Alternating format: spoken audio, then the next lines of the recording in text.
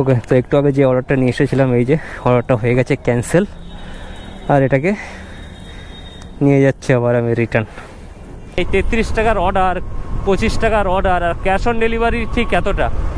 আমরা কামাই এতটুকু, কিন্তু ক্যাশ অন ডেলিভারি কালেক্ট করি এতটুকু, কাস্টমারের জন্য খুচরো রাখতে হয় এতটুকু। মানে বুঝতে পারছো আমরা কি। ওহো, এখন গাড়ি জোরে টানলেই না জোম্যাটো দেখিয়ে দেয় ড্রাইভ স্লো, ড্রাইভ স্লো। এই দেখো উপরে নোটিফিকেশান আসছে, আমার গাড়ি চলছে প্রায় 70-এ, আর জোম্যাটো উপরে বারবার দেখাচ্ছে ড্রাইভ স্লো, ড্রাইভ স্লো। মানে এখন না জোম্যাটো 60-এর উপরে গাড়ি চালাতে দেয় না। অলরাইট, তো এখন ঘড়িতে টাইম হয়েছে 12টা 23, আর আমার বাইকটা দাঁড়িয়ে আছে একদম রোদের ভিতরে, আর টপ বক্স এখানে বাঁধাই আছে। এটা হচ্ছে আমার টপ বক্স, ঠিক আছে? মানে মানুষের টপ বক্স হয় এরকম দেখতে, আর আমারটা এরকম জোম্যাটোর টপ বক্স। সারাদিন এটা নিয়েই ঘুরি, আর এটার ভিতরে ভাই এখন জল খুব বেশিভাবে ভালোভাবে বেশি মানে জল ক্যারি করতে হচ্ছে বেশি করে এখন। মানে এই জল না, এই জাস্ট কাজে বেরোবো আর শেষ হয়ে যাবে, এতটাই গরম দিচ্ছে এখন। আর এত মানে আমরা যারা ডেলিভারির জব করি না, তারা আমরা জল না বিশাল কম খাই, বিশাল কম, মানে এতটাই কম যে আর কি বলবো। মানে কোথাও দাঁড়িয়ে যায় কেউ জল খাবে, সে টাইমটুকুও পায় না, এরকম অবস্থা। জোম্যাটো কোনো দিক থেকেই টাইম দেয় না, না ঠিকঠাক করে খাওয়ার টাইম দেয়, না জল খাওয়ার টাইম। ও কি বলবো, এতটাই তাড়াহুড়োয় থাকতে হয় আমাদেরকে। যাই হোক, সব কিছুকেই মেনটেন করে চলতে হয় রাস্তায় আমাদেরকে। জোম্যাটো না দিলে আমরা টাইম বার করে নিই, কোনো একভাবে তো অবশ্যই বার করে নিতে হবে না। আর এই ঠাটা রোডে ভাই কাজে যেতে ইচ্ছে করছে না, একদম যেতে ইচ্ছে করছে না, এতটাই বাজে অবস্থা। শরীরের সব রস কষ সব কিছু শুকিয়ে যাচ্ছে, আর তার মধ্যে জোম্যাটো এত শর্ট পে আউট দিচ্ছে না, এত শর্ট পে আউট। দেখা যাক, আরে ভাই দেখা যাক। ইয়ার এন্ডিং তো হয়ে গেল কালকে, মানে পরশু দিন হয়ে গেছে, আজকে 2 তারিখ, 31 তারিখ তো ইয়ার এন্ডিং মান্থ শেষ হয়ে গেছে। এখন দেখা যাক কি হয়। আমি না সকালে আমার ফগ লাইটটা অ্যাডজাস্ট করলাম এই দাদার দোকান থেকে, এদিকে ওর দোকান থেকে অ্যাডজাস্ট করলাম।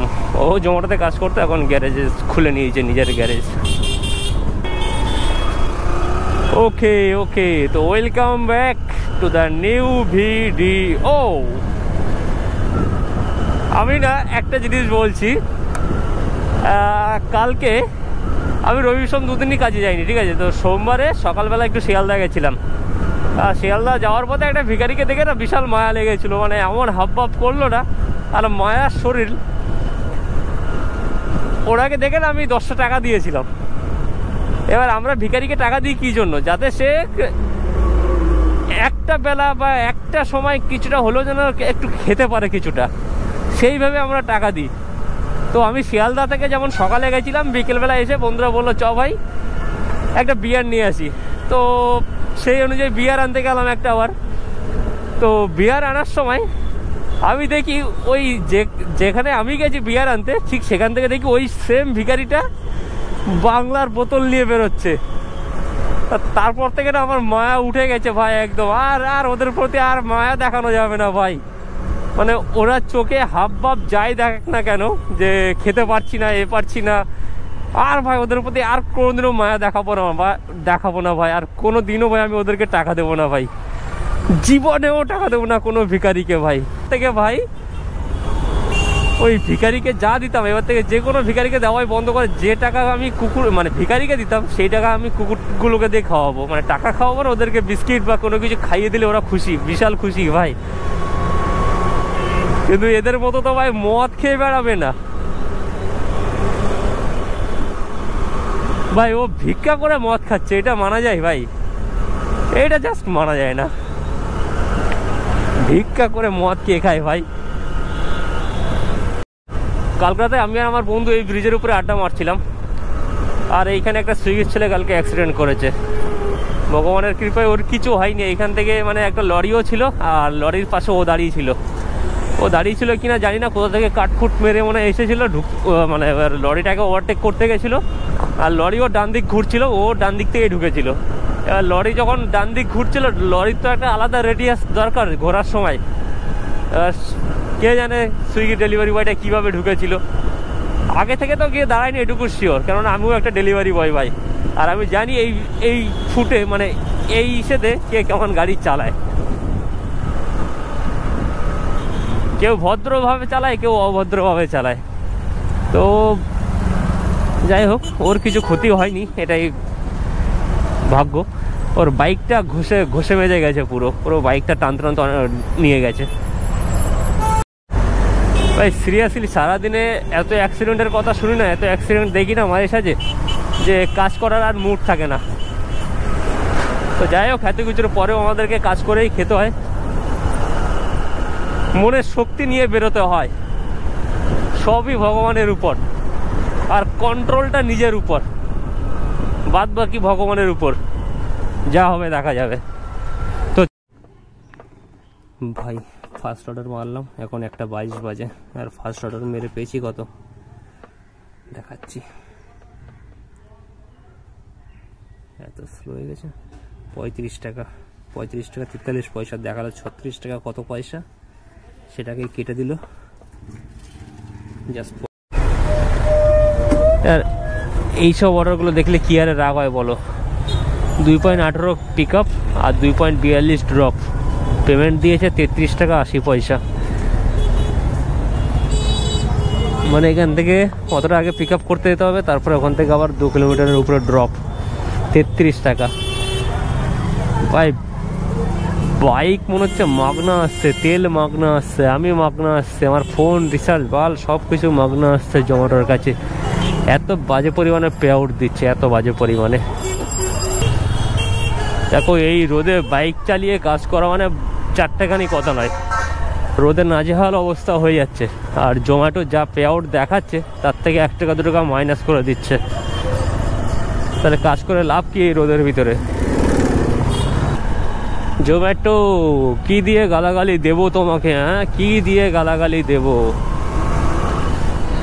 দেখো একটা কোম্পানির আন্ডারে কাজ করতে তখনই মজা লাগে যখন কোম্পানিটা তার ছেলেগুলোকে দেখে, ঠিক আছে।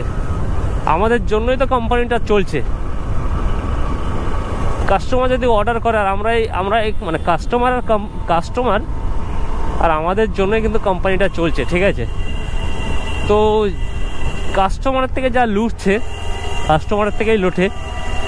যাই হোক, কাস্টমার রেস্টুরেন্ট এদের থেকে লুটে আমাদেরকে দেয়, আর তারপর কাস্টমার রেস্টুরেন্ট লুটার পরেও সালারা আমাদের থেকেও লুটে নেয়, আমাদেরকে যা পে আউট দেখায় তার থেকেও কেটে নিচ্ছে। মানে 1 টাকা 2 টাকা, কোনো জায়গায় তো 5-10 টাকাও কেটে নেয়। কমপ্লেন করার মতো জায়গা কারোর কাছে নেই, মুখ বুঝে শুধু সহ্য করতে হয়, এতটাই বাজে পরিস্থিতি। তো একটা কোম্পানির তখনই মজা লাগে কাজ করে যখন তার ছেলেগুলোকে দেখে, ঠিক আছে। Bye bye bye.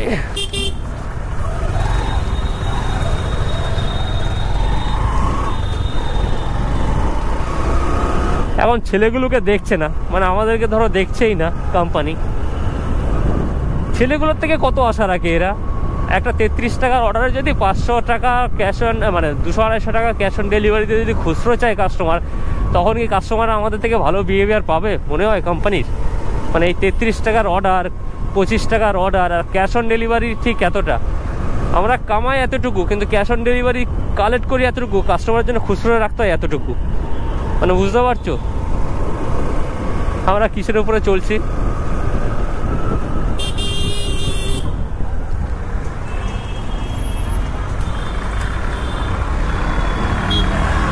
চলা এদের বেলায় কিছু না, যত সব আমাদের বেলায় ওরা।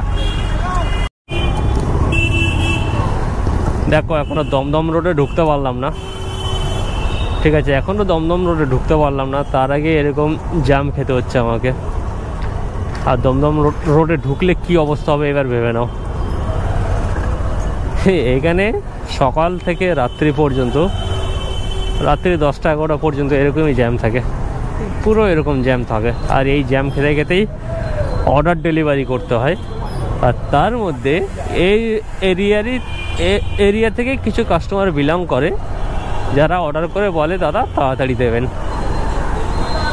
নাও আমি এনাদেরকে অ্যান্সার কি দেবো? ওনারা জানে ওনারা এই এরিয়া থেকে কিন্তু বিলং করে, তারপরেও বলে দাদা তাড়াতাড়ি দেবেন। কন্ডিশন কিন্তু জানে যে এখানকার কন্ডিশন ঠিক কী। দেখো ওই যদি সোজা কেউ দেখতে পাও, দেখো বাসগুলো হাফ হাফ করে, বাসগুলো বাইরে দাঁড়িয়ে, অটো হাফ হাফ করে দাঁড়িয়ে টোটো রিক্সা ডিল করছে। এই হচ্ছে, কেউ সিগন্যাল মানে না, অটো রিক্সা তো বাল দিয়েও মানে না, অটো রিক্সা টোটো এরা বাল দিয়েও সিগন্যাল মানে না। সিগন্যাল শুধু বাইকের জন্য, ভুল হলেই থাপন দেবো আমি ঘাপন।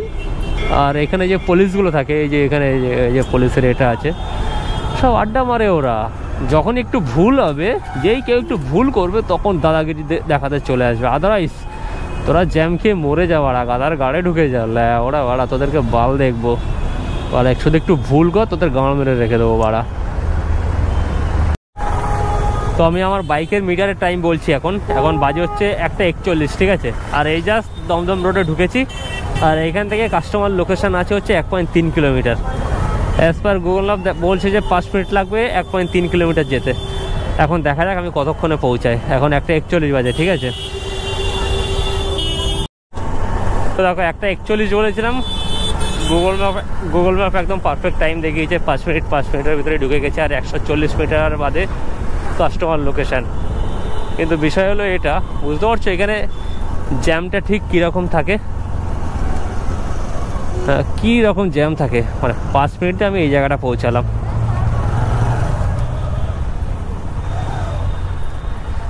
পাক্কা 5 মিনিট লেগেছে আমার 1.5 কিলোমিটার রাস্তা পৌঁছাতে। 1.5 কিলোমিটার না, 1.3 কিলোমিটার। ওকে, তো একটু আগে যে অর্ডারটা নিয়ে এসেছিলাম, এই যে অর্ডারটা হয়ে গেছে ক্যান্সেল। আর এটাকে নিয়ে যাচ্ছে আবার আমি রিটার্ন। Cancel order. অ্যাকচুয়ালি সমস্যা এই হয়েছে, কাস্টমার অর্ডার করেছে আর ক্যাশ অন ডেলিভারি ছিল হচ্ছে 261 টাকা। আর কাস্টমার আমাকে দিচ্ছে হচ্ছে, আমি জাস্ট একটু আগে বলছিলাম যে 20 টাকা, 22 টাকা, 33 টাকার অর্ডারে আমাদের company order cash on delivery দেয় হচ্ছে এত টাকা, এত টাকা। তো এটাই তাই হয়েছে, আমার 33 টাকার অর্ডার। আমি দাদা বেরোলাম, 33 টাকার অর্ডারে কোম্পানি আমাকে ক্যাশ অন ডেলিভারি দিয়েছে অত টাকা, ঠিক আছে। 261 টাকা ক্যাশ অন ডেলিভারি দিয়েছে। আর কাস্টমার যাওয়ার সঙ্গে সঙ্গে আমাকে 500 টাকার নোট ধরাচ্ছে। ভাই উনি 261 টাকা খুচরো দিতে পারছেন, আর ওনাকে দিতে হবে হচ্ছে 240 টাকা রিটার্ন দিতে হবে ওনাকে। মানে বুঝতে পারছো, মানে আমরা ঠেকা নিয়ে রেখে দিয়েছি সব কিছুর। তো না ফেরে উনি অনলাইনও করতে পারলো না, খুচরোও দিতে পারলো না, কোথা থেকে ম্যানেজও করতে পারলো না। লাস্ট টাইম এসে বলছে খাবারটা আপনি ক্যান্সেল করে দিন। তো তাই হলো, খাবারটা ক্যান্সেল করে দিয়েছি। দেখো বস, কলকাতার রাস্তায় ঘুরতে ভালো লাগে, ঠিক আছে, কার না কার ভালো লাগে, সবার কলকাতার রাস্তায় ঘুরতে ভালো লাগে। কিন্তু কলকাতার রাস্তা যদি কেউ না চেনে না, বিশাল ঝামেলা ভাই। আমি কলকাতার দিকে অর্ডার খুব কমই নিয়ে আসি। কলকাতার রাস্তায় ঘুরতে কার না ভালো লাগে, কিন্তু রাস্তা যদি না চেনো, আমি কলকাতার রাস্তার যতবারই অর্ডার নিয়ে আসি, গুগল ম্যাপ না কখনো বন্ধ করি না। তো আমি গুগল ম্যাপ কিন্তু আমার চালিয়েই এসেছি। আমি যতদূর এসেছি, প্রায় 5-7 কিলোমিটারের অর্ডার, এটা আমি চালিয়েই এসেছি গুগল ম্যাপ। আর বিষয় হলো এটা, মানুষের হৃৎপিণ্ড সেকেন্ডে 2 বার লাফায়, তাই তো। আর আমি কলকাতায় আসলে আমারটা সেকেন্ডে মনে হয় 4 বার লাফায়। এরকম অবস্থা আমি কলকাতায় যদি আসি। তো কেন জানি না যে কলকাতায় আসলে আমার এরকম অবস্থা হয়। মানে একটু ভয় লাগে ভিতরে। তারপরে কি বলবো, এটা যে অন ক্যামেরায় আছি তাই নয়, অফ ক্যামেরাও যখন থাকে আমারও সেম অবস্থা হয়। কি যে বাজে এইটা, মনে হয় শরীরের ভিতরে পুরো ঘেমে যাচ্ছে। এই গরমের ভিতরেও শরীর পুরো ঠান্ডা এরকম মনে হচ্ছে আমার। কেন জানি না এই জিনিসটা। হয় আমি কলকাতায় খুব বেশি আসি না গাড়ি নিয়ে, সেই কারণে হতে পারে। ভয়টা এখনো কাটেনি। This is Kolkata.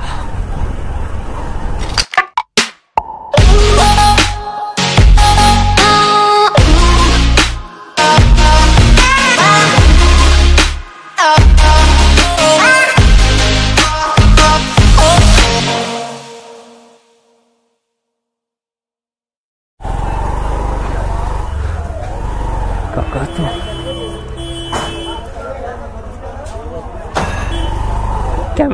ক্যামেরা আছে, ক্যামেরা দাদা ধরতে পেরেছে।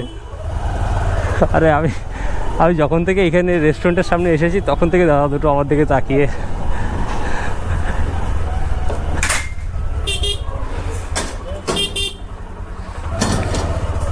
দাদা একটা মিনিট।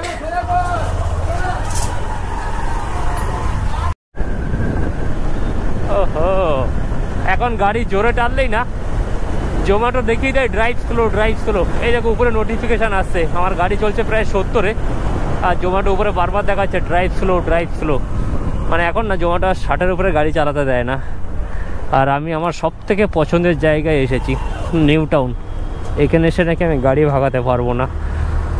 মানে এখন গাড়ি আর 70 মানে 60-এর উপরে আর তোলাই যাবে না। 70, 75, 80 তো বাদই দাও, 60-এর উপরে গাড়ি তুললেই জোম্যাটো মানে নোটিফিকেশান পাঠায় drive slow, drive slow, drive slow, এরকম নোটিফিকেশান পাঠাতে থাকে। This is new town.